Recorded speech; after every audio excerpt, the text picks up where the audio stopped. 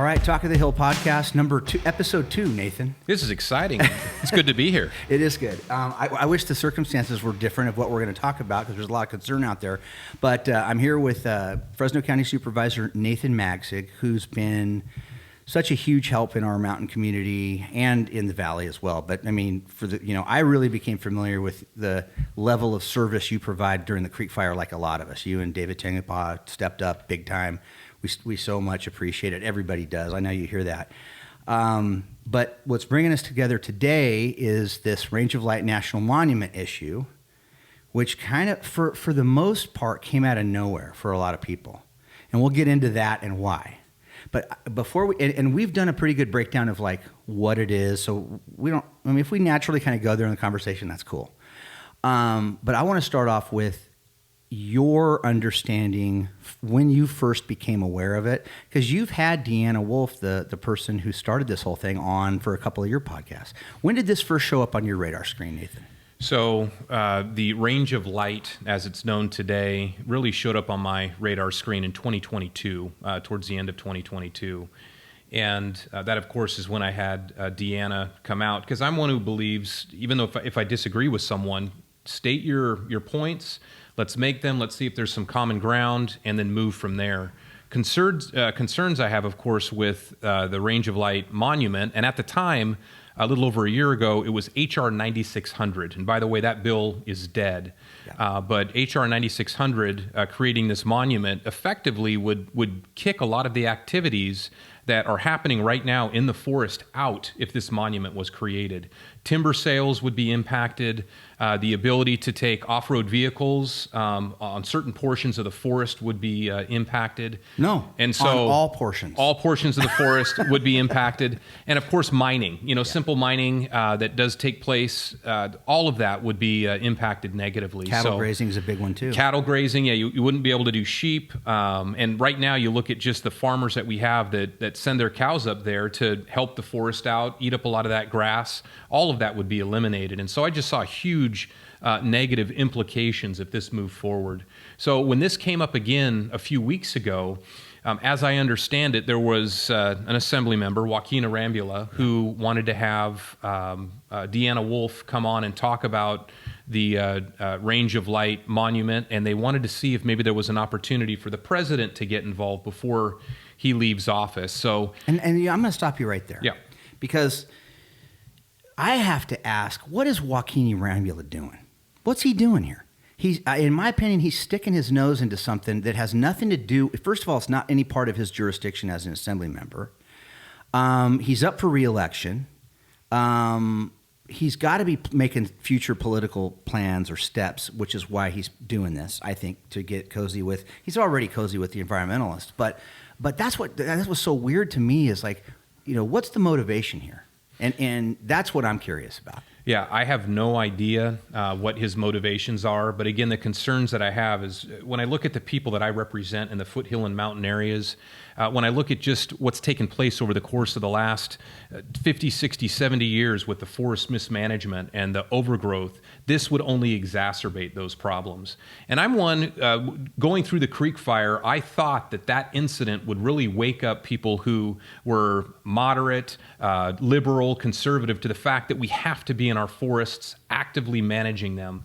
And again, watching what still some legislators are doing, wanting us to completely get out of the forest, allow it to grow how it wants. All that does is it invites more fires to happen. That's what you and I think. Well, see, there's this double school of thought, and you faced it when you interviewed Deanna I watched the video the other day. A little over a year ago. But there's this division between left and right scientists or fire management experts, and their new thing, and you know what it is, because Chad, the guy I had on the Afterburn documentary, he's big on this, which is the basic contention now is if you remove trees from the forest, you create a better wind effect, so wind can carry fire through the forest better. That's what their premise is. And Deanna's fire scientist, he had all the models and all the, everything they do is computer modeled, by the way. It's not based on what actually happened on the ground.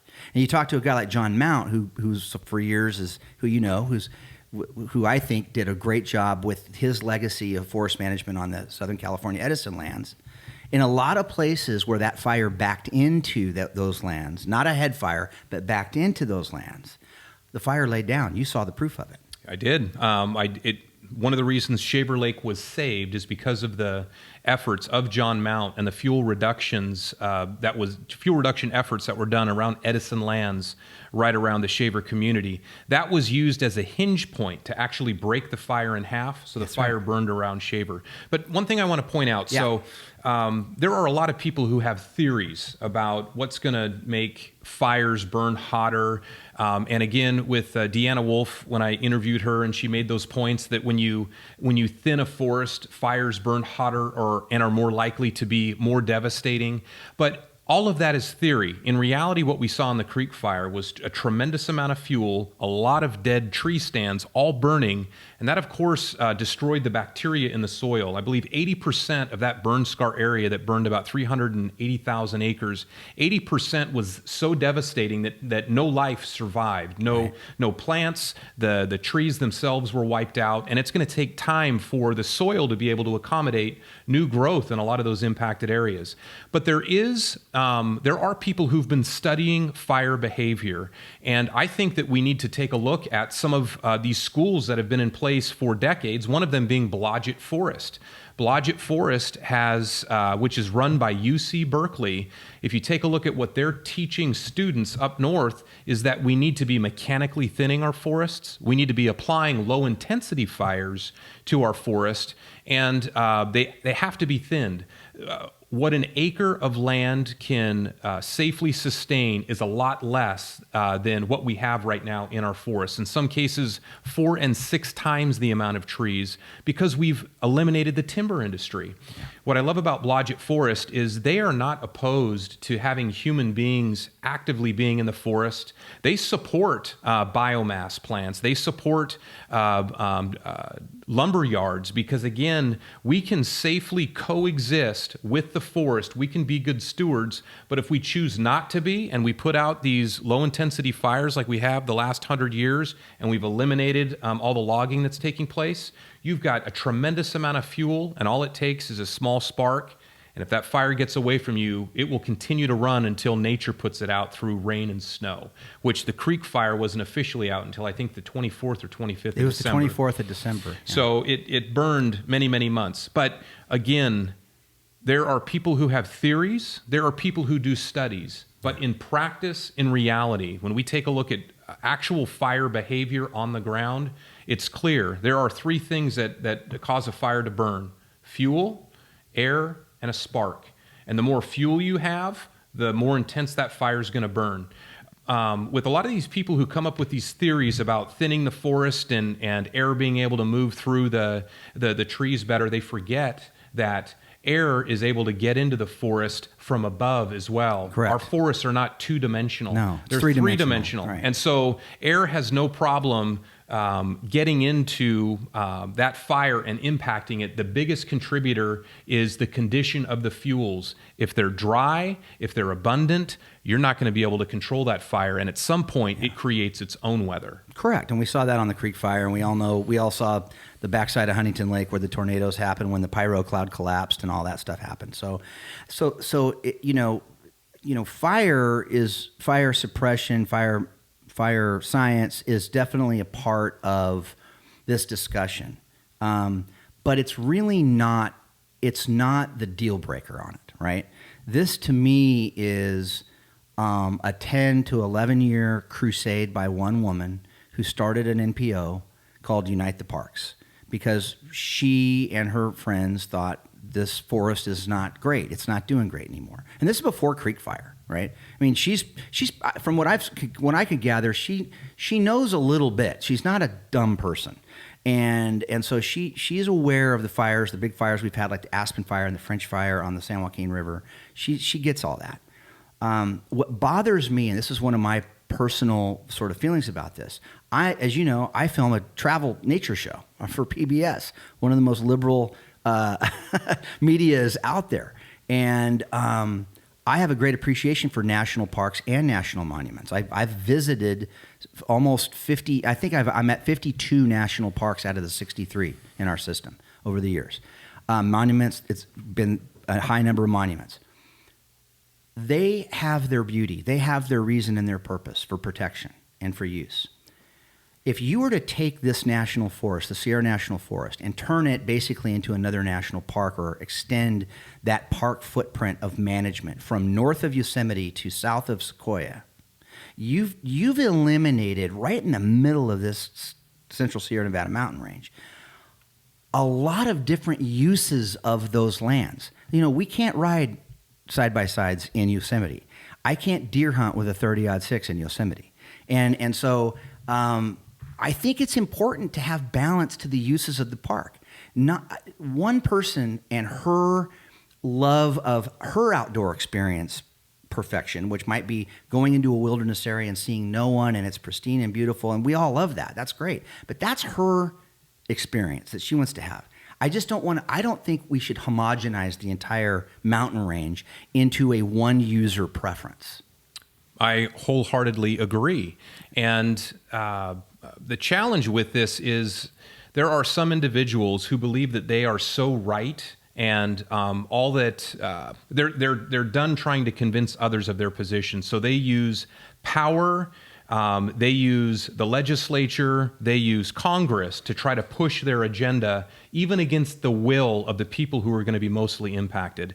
I know that we're here to talk about range of light, but I have communities that I represent where names have been changed, and the people have clearly said, don't do this. In the foothill and mountain areas, there was a letter that went out from Fresno County with my signature on it, Bobby McCauley from Madera County, and Miles Menetre, of course, from up north in Mariposa County. And we represent people who live in the foothill and mountain areas, and they're clearly communicating to my office, we don't want this. So, again, there are some people who forget that freedom and liberty means that your perspective is you don't represent everyone else. Your perspective is fine for you, but we need to be listening to all these other voices out there. And for me, the greatest stewards of the foothill and mountain areas are the people who actually live there, not the ones who go and visit, the people who live there, because they've got to look out their window and look at all the dead trees that have died every day because the forest has not been managed properly.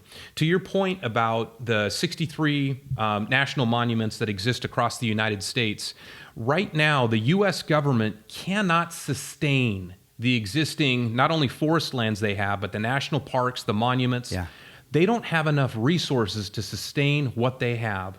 Why in the world would the government even entertain for a moment taking on more lands? When you do that, number one, any kind of tax revenue that's being generated through property taxes or I think about the different people right now that where permits are issued. D7 would be impacted. You wouldn't be able to hunt there anymore. There's 10,000 deer tags that are issued. All of that revenue goes away.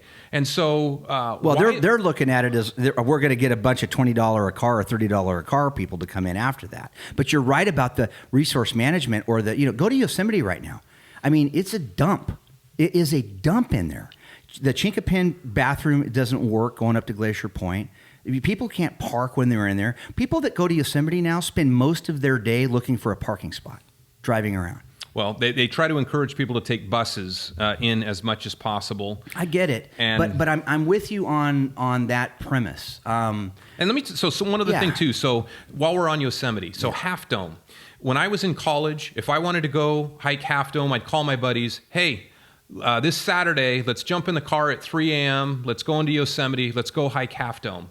We would do that. Now, what has to happen is you have to call, and you're lucky if there's a lottery that's drawn and your tag gets picked, and they tell you, you get to go do Half Dome on October the 7th or whatever the day is, and maybe that doesn't work for you. So now you've got the federal government telling you when you can go and visit a park which is in your own backyard, which is ridiculous. Yeah. No, it is. Sorry for all the sound effects. I got a painter here right now, so when he goes in and out the door, it sounds like Disneyland. Yeah. So no. I think we all get that. This. I think the next part of my questions or the discussion where I want to kind of steer it a little bit right now is what a lot of the people like on our Talk of the Hill page are concerned about right now. We've put up the map today of the Sierra National Forest, which is what would become the monument. There's a lot of private home ownership in there. I addressed this yesterday by reading the bill. I know the bill died in committee back in 22, but I would think that it's still going to be used as a framework if the president signs the Antiquities Act. Now, I love the idea of a representative government, right? That's what makes our country special. That's why I like the Electoral College. That's why it all works. The guys who thought this stuff up were pretty smart. And now we're at a situation where the Antiquities Act is being completely abused, in my opinion, to where a president can just say with the stroke of a pen, this is now a national monument. I know when Trump was president, his Secretary of the Interior for a while was Zinke. And Zinke's a good guy. I think he was a former Navy SEAL, hardcore military guy, decorated naval man. He got in a little bit of trouble because he started opening up a lot of monuments for oil and mining, and the next thing you know, DOJ was on him and he had to resign. Okay, but I know Trump and Zinke are big on getting rid of the Antiquities Act for this reason, because we've had this land grab happening. What do you think the chances are, Nathan, that President Biden signs this? Because and before you answer that, I've had a lot of people calling me saying, hey, I talked to McClintock's office today. And McClintock's people are saying, don't worry about it. They haven't gotten to the window of public comment. And they're McClintock's office, I don't want to be hard on McClintock's office, but his people are spreading misinformation because you don't need a public comment period for an Antiquities Act declaration. So the worst case scenario for me is, and for a lot of us is, Biden signs this, especially if Trump loses.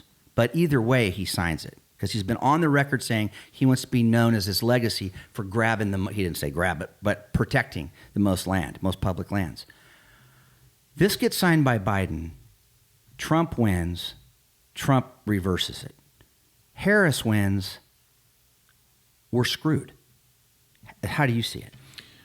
Well, I see it pretty much exactly the same way. So to your comments about what I'm doing right now and what are the chances of this moving forward, you know, I'm not in Washington, but I do know that Fresno County is fully opposed to this monument being created. And so what we are doing, everything in our power, we have lobbyists that are in Washington as well that are working with our local delegation to make clear that Fresno County is on record opposing any movements to try to move the needle to make this happen. Also, too, we have sent letters. There are letters that my office has sent last year, again this year when this issue came up again. So we're doing that. So I was telling someone earlier today who had some concerns about this. I said, look, I'm loaded for bear. I don't think there are any bears in front of me. But if I want to make sure that I do everything in my power early, so I'm not playing catch up later if it looks like this thing begins to grow some serious legs. It's my understanding at this point, you've got Joaquin Rangula, who's reached out to Deanna Wolf. You have some other local California legislators that 52. Have interest. Joaquin's gotten 52 state legislators to sign on this.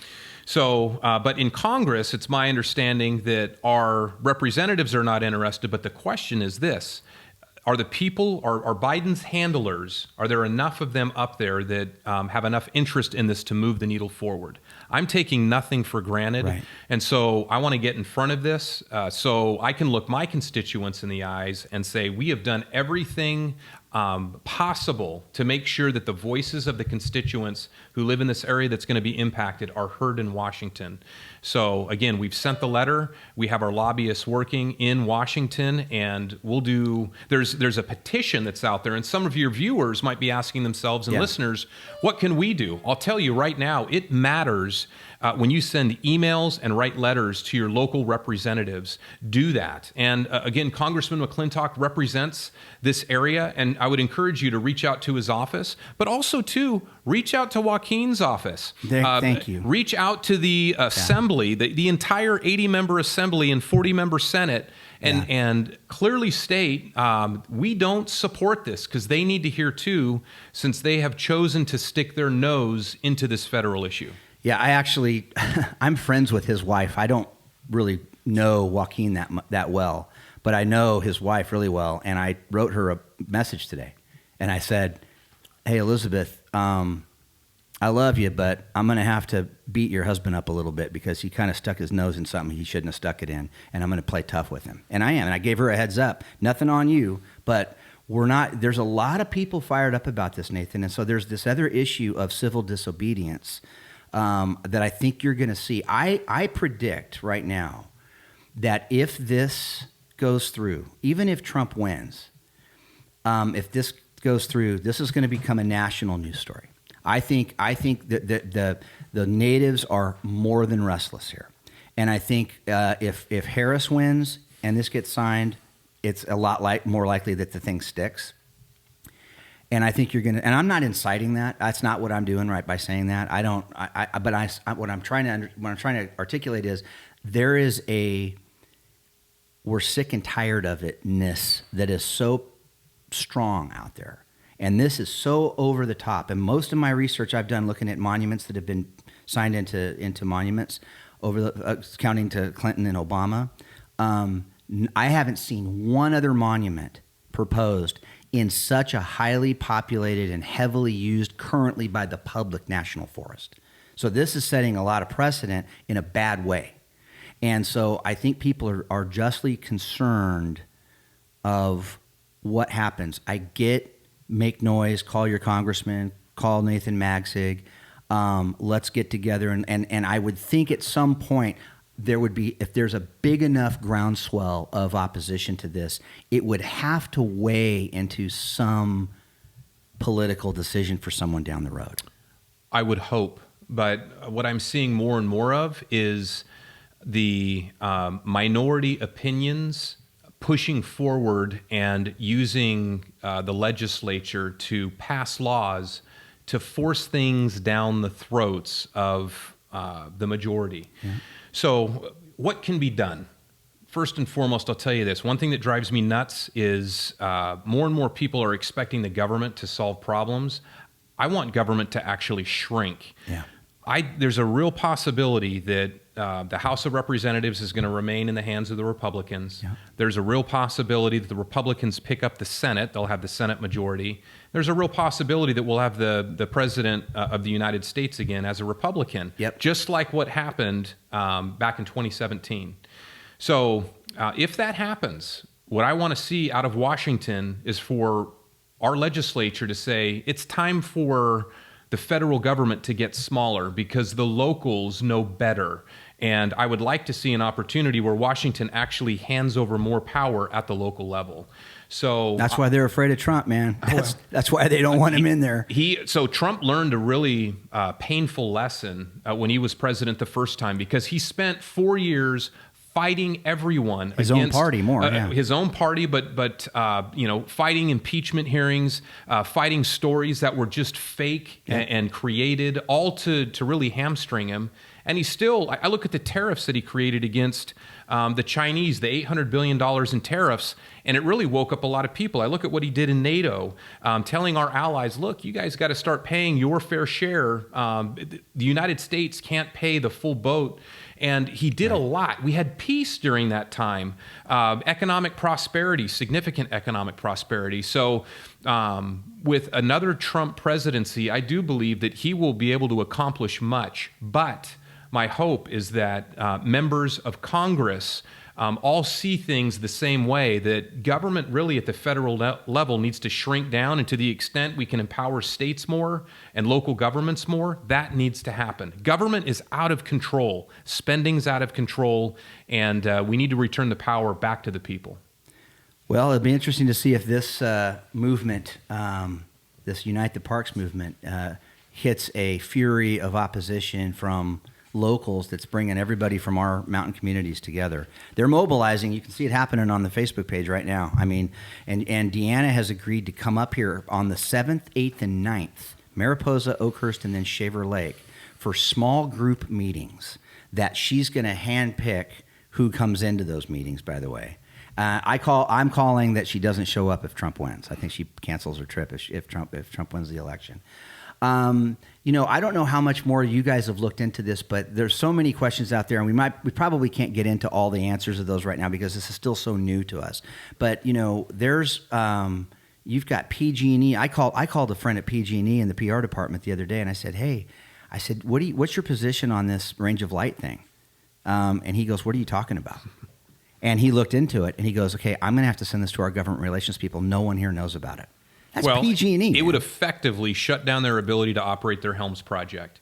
I look at Southern California Edison and how Edison Lake, Florence Lake are used, how Huntington Lake is used, Big Creek, the Big Creek project. Effectively, it could shut down how we generate power out of both of those projects, which combined generate over 2,200 megawatts of power between those two facilities alone. Yeah. Fresno County, if you look at our hydro assets, that's all tied to the Kings River as well as the San Joaquin and all the different lakes that we use to generate that hydroelectric power, close to 3,000 megawatts. Yeah. If we shut down our capability of producing power here, I don't know how the grid would not collapse the following summer after we had to shut down, because there's no way to replace that power.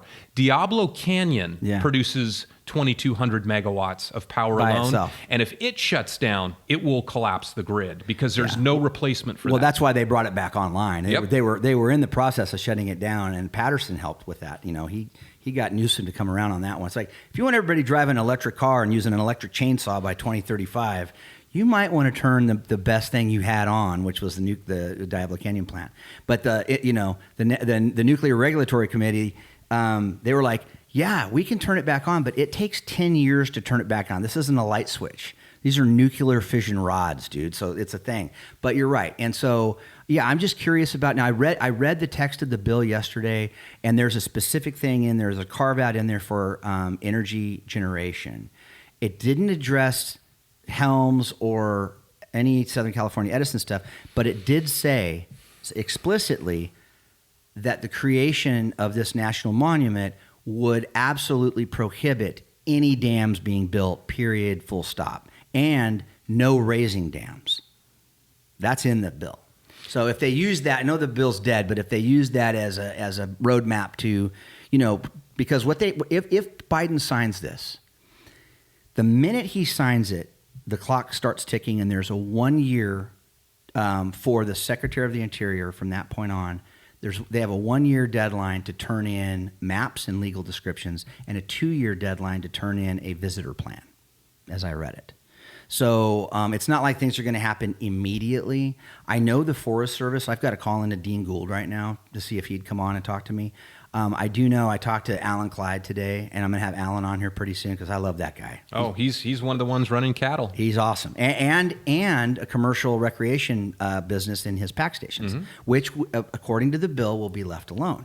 But, Alan told me that today that the Forest Service is going to have a town hall. They're planning it today. Apparently, they had a big meeting today, and they're going to plan a town hall. You're probably going to find out about it here in the next day or two. And I'm sure you'll be there, and I'll hopefully be there too. But,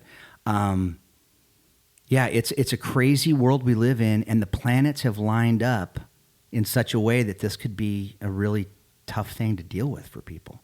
I think there's a lot of fear out there because there's a lot of unknowns. Because this boundary goes through so many populated areas, Bass Lake, North Fork, Shaver Lake, Huntington Lake, are all within the boundary. And so how do we deal with that? Do you have different tiers of protection for different parts of the forest, Well, again, I look at the creek fire and where that fire began and where it burned through, and it was all U.S. Forest Service land. So as far as protections go, I appreciate the work that the U.S. Forest Service does, but they're not given the resources enough to be able to manage the lands that they have. And if we create another park, even though, like you mentioned, there's carve-outs in the bills, when AB 32 passed here at the state, large-scale hydro, as new legislation came forward, was never recognized as being a renewable resource. So to me, as I look at the landscape, hydro would be eliminated. The dams we have would be taken down. And that's the whole goal, is to try to return things back to their natural state. Pre-settlement. And that's what they're going for. It is, it's lunacy, because that is not stewardship. And in the end, people's private property rights will be taken. And I take a look at the lands that the U.S. government is supposed to be managing, and at the end of the day, those are our lands. Right. So they need to be managing them well so the public can have access to them and enjoy them fully. And the government has not given the U.S. Forest Service resource enough. And if we take a look at other national parks and other monuments, you have strict regulations there. You cannot operate, you wouldn't be able to operate Shaver the same way that it operates today. Correct. If there was a monument laid on top of it. Yeah. No, I know. It's well, listen, at the end of the day, it's going to be a crazy week, right? It's going to be a crazy week. It's already been a crazy cycle. But we're going to hold on to our butts for another week. A week from right now, Nathan, is when this thing's going down. And bottom line is, I think my takeaway is remember to vote. Oh, yeah. It's so important. And apparently the Republicans are doing a good job on the early vote from what I've heard. So it'll be interesting. You know, it's just a matter of how much is the other side going to cheat? How much are the Republicans are going to get out and vote? And here we are a week out, and we've got Supreme Court battles for voting law in like 6 states right now. It's crazy. Thanks for coming on. My pleasure. We're going to have Daivd Tangipa on. Tangipa. Right, David? Tangipa. You think I'd know this kid for a while now. You think I'd have it right. By the way, I like the commercial that you guys did with everybody saying the name wrong. But anyway, we're gonna have David coming on next. We're gonna take a quick break. Thank you, Supervisor Magsig. My pleasure. Thank you.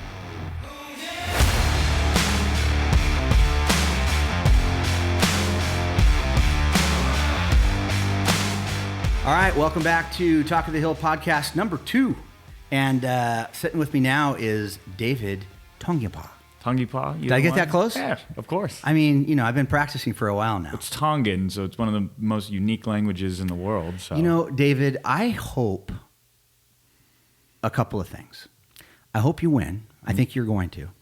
And I hope people get to really know your story beyond or outside of this political battle, this contest of getting elected. Because I've always said I want to do a documentary on your backstory because it's unreal. Yeah. it is like a movie, man. It's cool. I'm just going to kind of tease the audience right now. It is like a Hollywood movie, the story of where you come from and how and what you're related to and all of it. But we'll get into that another time after you win the election and you get settled in Sacramento and start fixing things up there. We got work to do. You got some work to do. And the mission matters more. Winning, losing, everything else, just taking care of California. We all are going through the same issues. So I always tell people the mission matters more, and it's what we're working on. Absolutely, man. And so when it comes to this mission that's on everybody's radar screen, I mean, this literally is upsetting to a lot of folks right now, is this range of light issue that Nathan and I were just discussing. So tell me your opinions about it, where you're at with it. I mean, if you win as a District 8 Assembly person, I don't know what you can do on the job front, but you care about our forests and you care about how the forests are managed. Talk to me a little bit about what you think's going on here. Well, as Nathan's field representative, this is something that we got in front of back in 2022 when Congresswoman Spire tried to promote it as her last bill leaving Congress. She was retiring.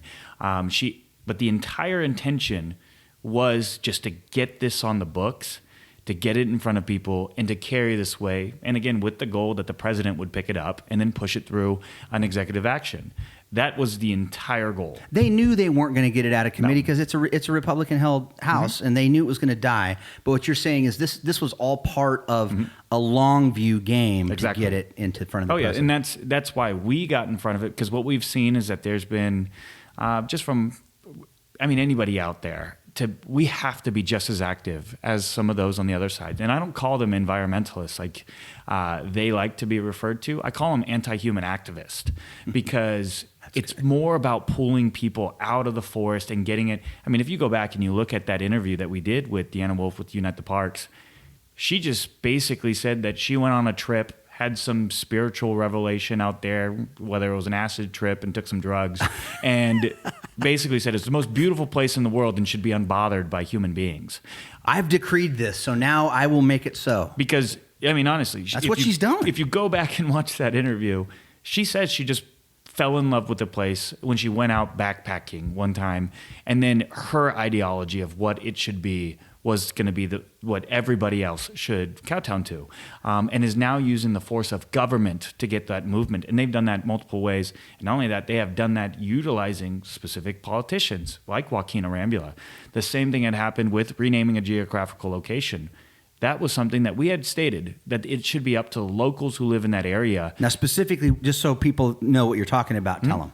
Well, that was the renaming, because there was this group that really wanted to rename the community of Squaw Valley. Yep. They feel that there is a negative intention when it comes to the use and connotation of Squaw Valley the word and the squaw. term squaw. Yeah. Our position, and always our position, is one, we don't believe that the government should be the police of speech. We don't believe that we can determine, because words can change when it comes to whether it's offensive or not. I even ask people this.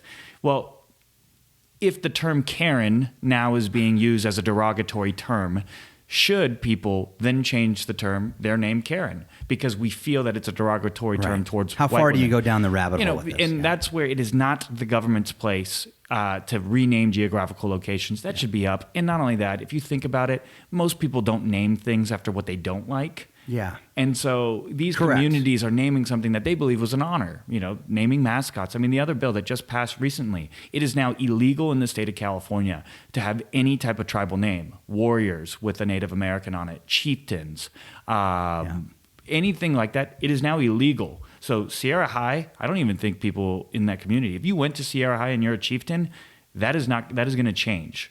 I'm going to just digress here for a little bit. As someone who went to Yosemite High School as a Badger, I really kind of want to see. I like the idea of them having to change their name.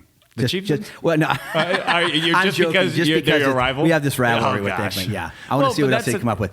I'm just kidding, my Sierra High friends. I don't really mean that. Well, I mean, that's the thing. It's like now we're using the force of government to get Right, these no, I things hear done. you. But they used Wuli Rangula's office because we didn't want, we wanted the community. If that area, Squaw Valley, wants to change their name, it should be up to the people who live there. We don't have any issue of whatever they want to call themselves. Right. It should just be up to them. And that's from a county level. And so Joaquin got involved in this. Joaquin wrote that bill. It's called AB 2022 to AB rename 20, Squaw yeah. Valley Yeah. and any term to be considered derogatory in the area. And we just have the opinion that it's not the government's choice to do it. That should be up to the local community if they want to call themselves. I mean, there's a place here called Weed, California. Yeah, it's up by Shasta. And Weed, California, they want to be called that? Go ahead and call it. I mean, if you want to be called the Blue-Bellied Toads, call yourself the Blue-Bellied Toad. Okay, so So back to this range of light. But they use Wuli Rangula's office, and he is carrying a lot of these far agenda ideas. For some reason, I don't know why he's kowtowing to. I mean, this has nothing to do. It's not even remotely close to his district. Not only that, he's terming out pretty soon after this election cycle. He's got this election cycle to term out. I've heard rumors that he wants to run for mayor of Fresno, Probably. which I find interesting. Obviously, he's got some political long view he's taken to this of why he's aligning himself with this. I just, I don't. What's surprising to me is that there's been a sense of secrecy, and that's the perception of it from me and a lot of people in the mountain community that are upset about this range of light thing. Is that, and there's some anger, to be honest with you, there's some anger directed at supervisors. Macaulay's getting a handful of it up there. Nathan, I've seen catch taking a couple of bullets on this but Nathan actually, interviewed her. He brought her, and I pointed that out on the Talk of the Hill page. I go, well, if you're going to yell at any of the supervisors, Magsig actually had her in front of all you people for, a while now. But people feel like they've gotten caught with their pants down on this thing. And it's like, now we're scrambling to sort of make a coalition to get against this thing. Do you think there was any purposeful effort to sort of keep this under the radar on Unite the Parks part so they could get it to where it is? Because I'll be honest with you, David, I feel like from my interactions with Deanna McCullough the last week and a half, which has been watching her webinar and looking at emails that she's sending around, it feels like to me she's taking a victory lap right now. Like she knows something's going to happen in her favor. I feel like she probably feels that way because I know I was reading some of their documents too. They just got some grant funding from some of these groups. It's very similar to what George Soros does on other political campaigns, there are a lot of big-scale donors that donate to environmentalist group. Again, I hate calling them environmentalists. Yeah. They're anti-human activists. Yeah. They're just against They're human beings anti-environment, yeah. being involved Yeah. in nature, even though they need to factor in that we are here naturally. Right. But the victory lap, not so much, but I think they look at it from a sense of they are moving in a way where they believe they have the pieces in play. I mean, when you start getting 53 Democratic legislators here in California on that support train, and whatever movement happens with Kamala Harris, or Yeah. whoever the next president, or even if Joe Biden just makes it happen at the end of his presidency, Yeah.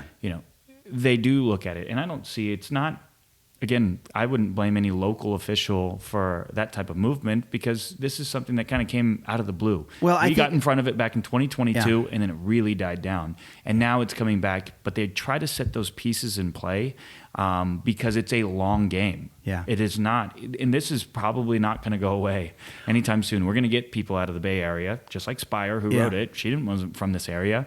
But those same people who are on, whether it's the John Muir Society Project, The those Sierra people Club, are asking for those same. They'll find a representative from somewhere. Yeah. Doesn't matter where they're at, or it doesn't even matter if they represent this area, to carry that, and they're going to keep on doing it. And it's up to us to no longer consider conservative complacency, is what I've called it, to allow them to push the agenda through legislative ability. Oh yeah, that conservative complacency thing, that's going to die on this issue.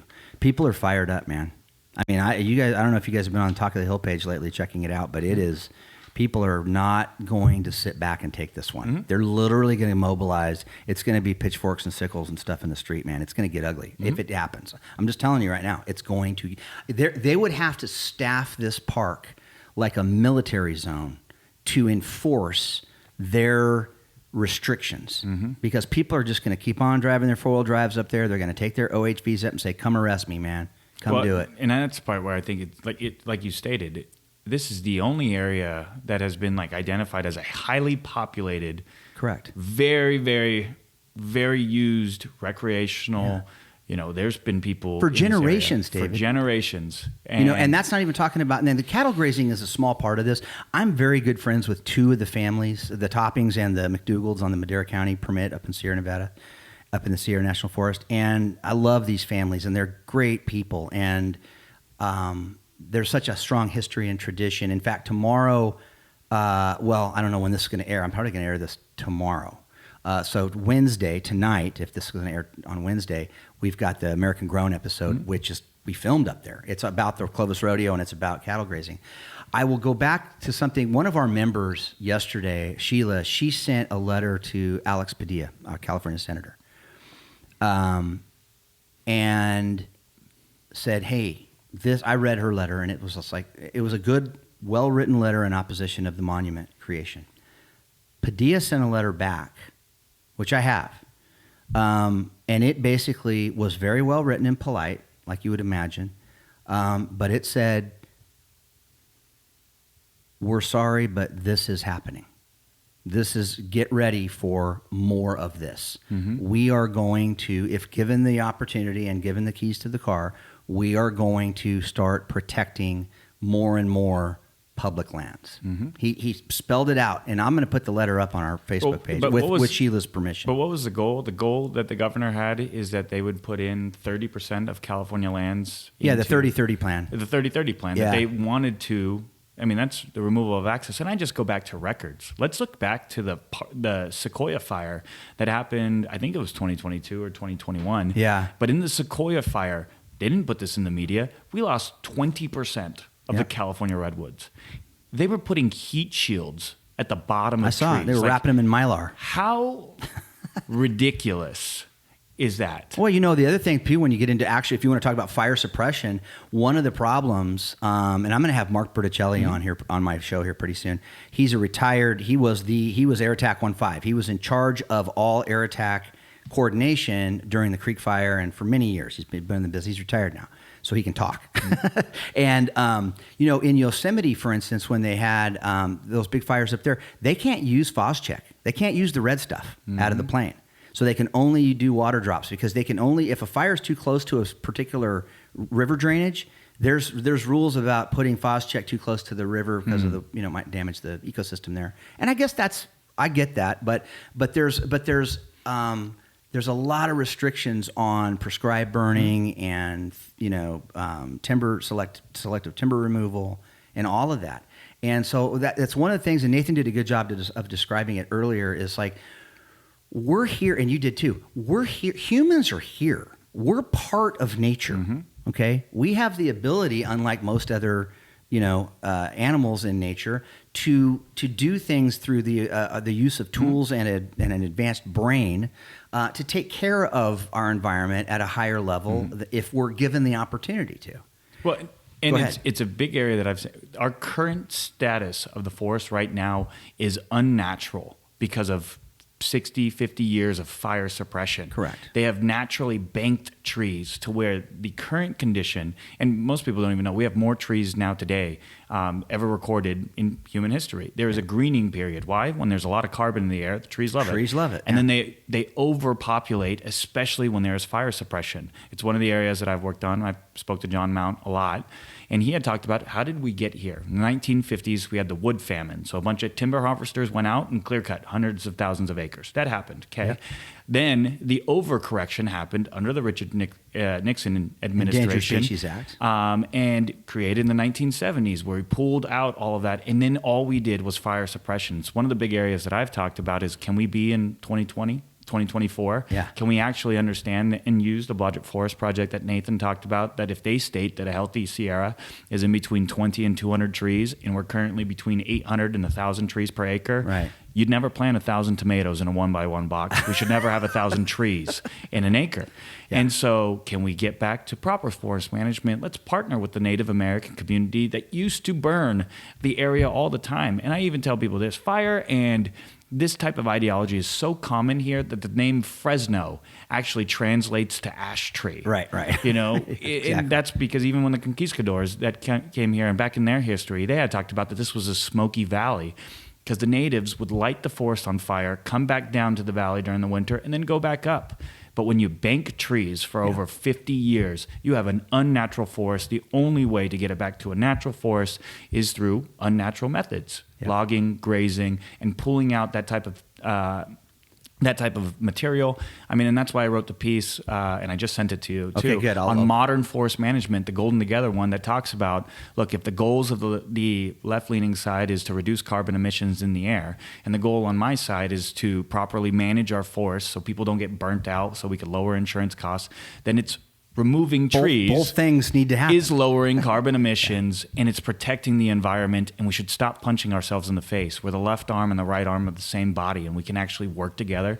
So that way we can take care of our forest and get it back to a natural state. And if an environmentalist wants to say that they're against that, they're not an environmentalist. They're an anti-human activist, and they can argue with UC Berkeley studies.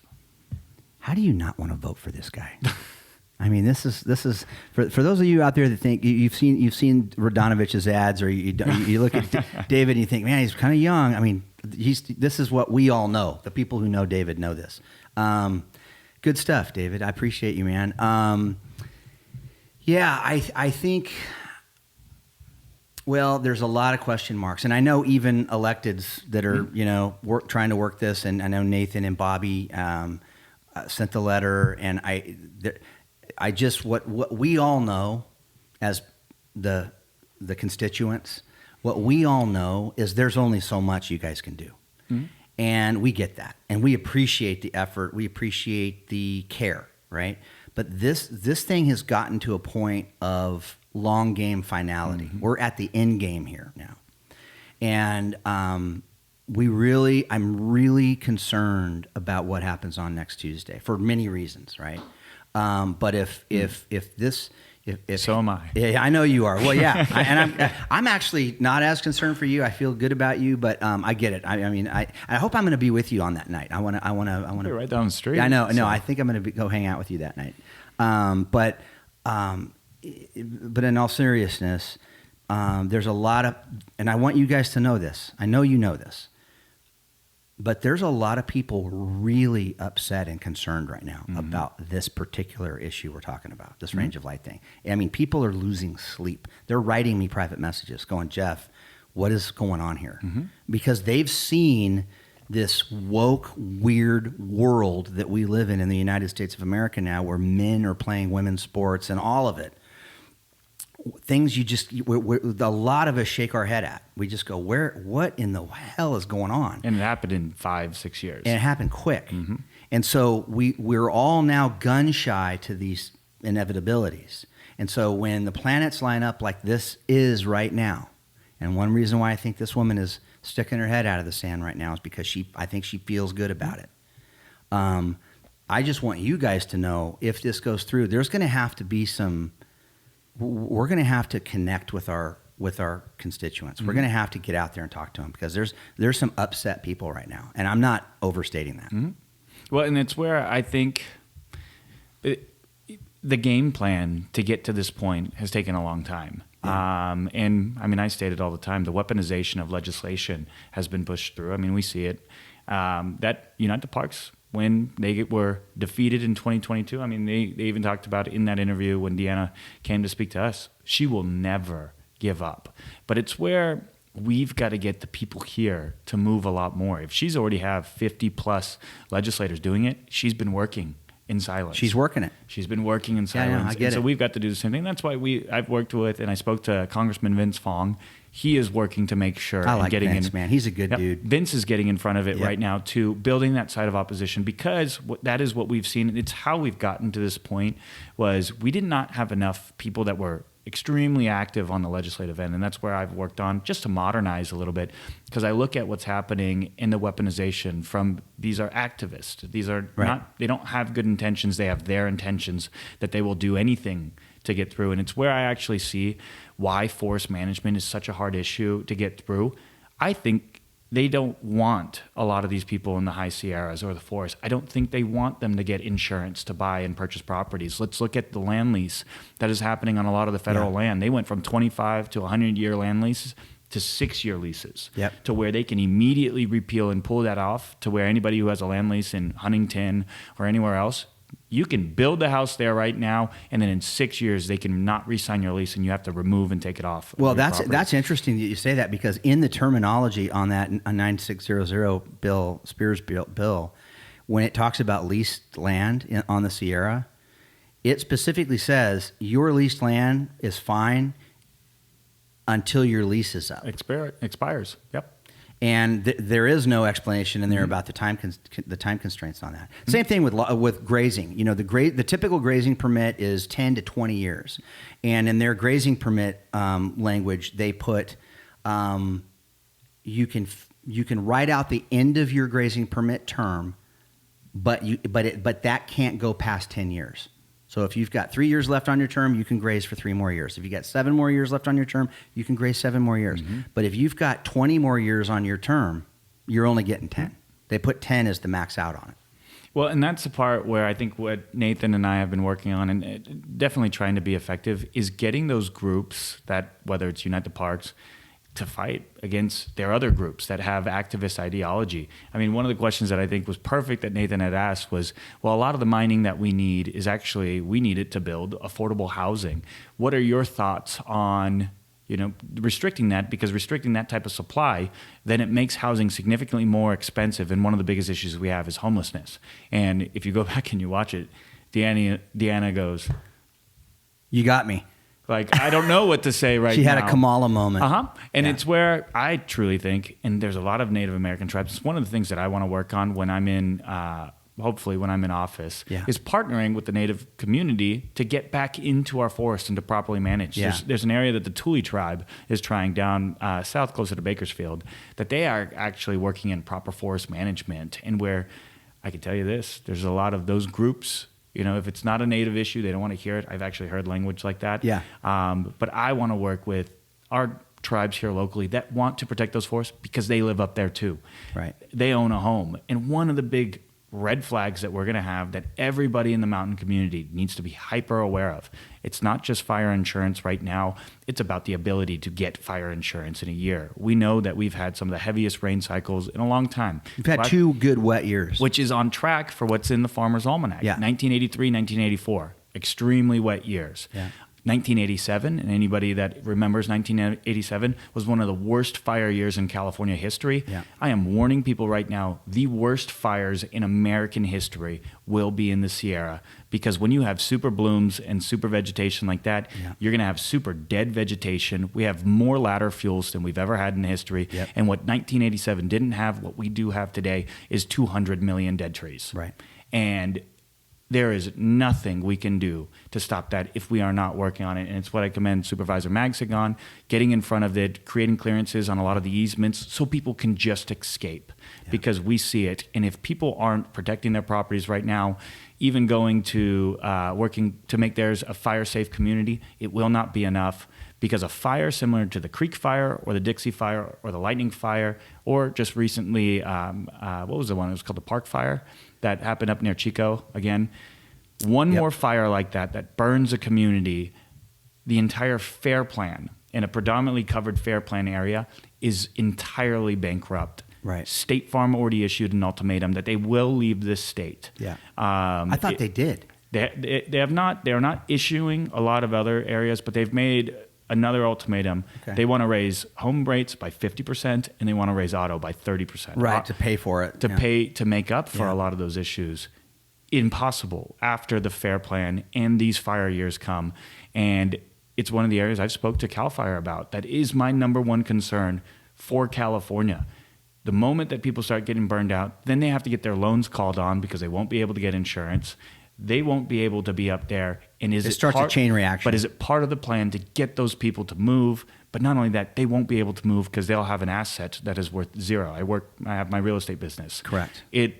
How can you sell a home if you can't insure it? Yeah, 'cause the next guy can't buy it either. You won't even be able to flee California because your house will be worth only the land value. Right. That's it. That is coming. We cannot avoid it. It is all there. The history. Go back to the 1980s and just look what happens when you have wet years to this.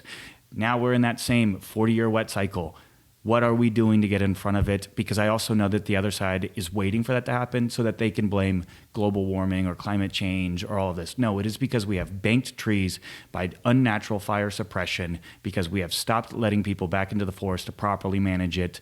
We have gotten to this unnatural position, and we need to do something now, or else the entire Sierra and the mountain community here in California is going to be burnt out. Oh, thanks for putting me in such a great mood with that uplifting message, David. I know.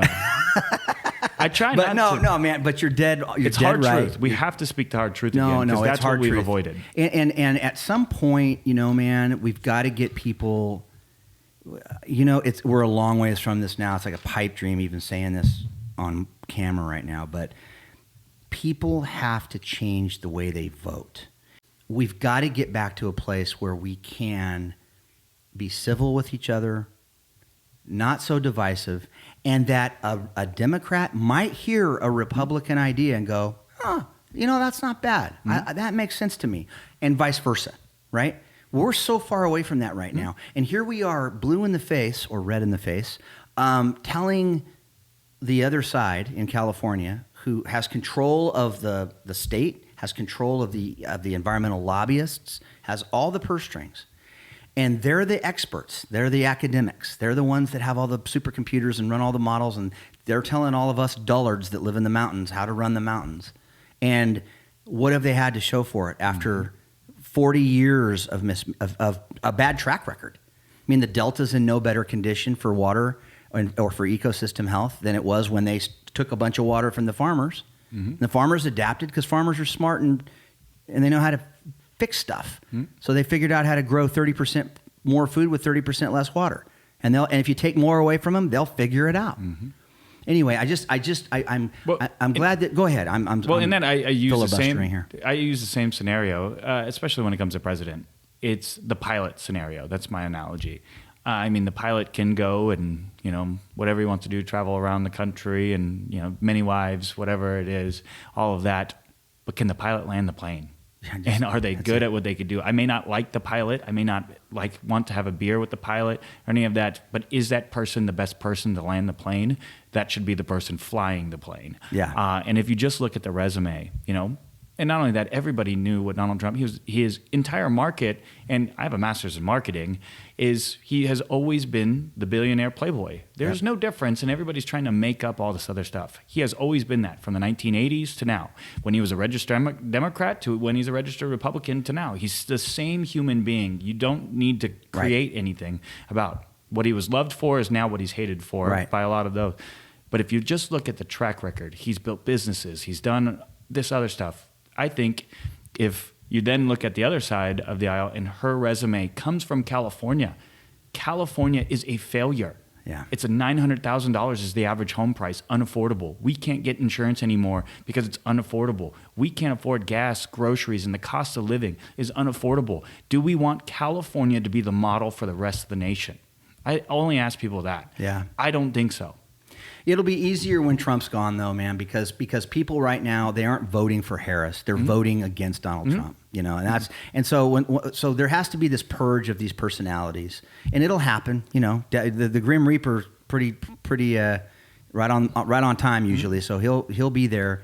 Life will go on. Hopefully, we evolve to a better place. Well, and it's what we've talked about. I think people right now are getting back to where it's coming normal. And it's funny, I've been attacked because I tell people, I don't care if you're a Democrat, Independent, Republican. I care if you're a Californian. Yeah. Because when I'm at the gas station, they don't ask me my registration. When I'm at the grocery store, they're not asking me my registration. And when I'm filing for home insurance, they're not asking me my registration. Can we just find? And that's why that same argument.